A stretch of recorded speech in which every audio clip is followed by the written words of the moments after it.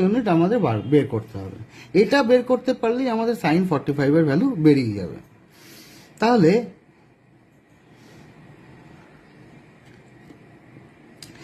এডি, এখানে এডি is equal two ওডি। কেন এডি ইজ ইকুয়াল টু ওডি? কেন?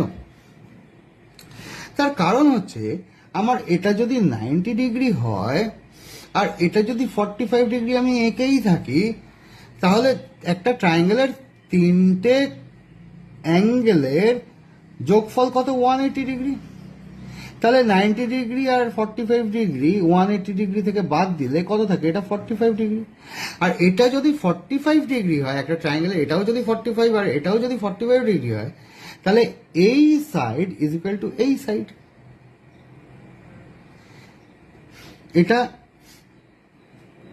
তাহলে সমদ্বিবাহু ত্রিভুজ, মানে এই বাহু আর এই বাহু, এই সাইড বা এই সাইড সমান। দুটো সাইড সমান হলে তাকে বাংলায় সমদ্বিবাহু ত্রিভুজ বলে। আচ্ছা, এডি আর ওডি, এটা এই যে যেহেতু 45 ডিগ্রি, তাহলে আমরা এই ইকুয়েশন থেকে এই যে perpendicular by base AD square, তাহলে এখানে ওডি আর এডি এই দুটোই যদি একই হয়, তাহলে এখানে এই ইকুয়েশনের থেকে আমরা এটা তো বলতে পারি এই ওডির জায়গায় আমরা এডি স্কোয়ার লিখতে পারি। তাহলে AD square plus AD square is equal to O square.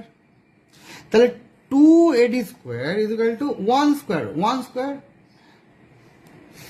কারণ ও এ বা ও এ স্কোয়ার মানে 1 স্কোয়ার। কেন? কারণ এটার ভ্যালু তো আমরা 1 নিয়েছি, 1। তাহলে এটা 1 স্কোয়ার, মানে এটা রেডিয়াস। তাহলে 2AD square is equal to 1 square. তাহলে এডি স্কোয়ার মানে এই দুইটা এখানে এই নিচে চলে যাবে, ডিনোমিনেটর হয়ে যাবে। আর 1 স্কোয়ার মানে 1, তাহলে 1/2 হলো। এইখানে এডি স্কোয়ার আছে, এই স্কোয়ার তুলতে গেলে আমাদের এইখানে কি করতে হবে? এই স্কোয়ার তুলতে গেলে এখানে ওই এর উপরে আমাদের রুট বসিয়ে দিতে হবে। রুট ওভার 1 মানে 1ই হয়, আর √2 এর ভ্যালু √2ই আমরা লিখব এখানে। তাহলে দেখো এডি ইজ ইকুয়াল টু কত বেরোচ্ছে? 1/√2। এইবার 1/√2 যদি বেরিয়েই থাকে,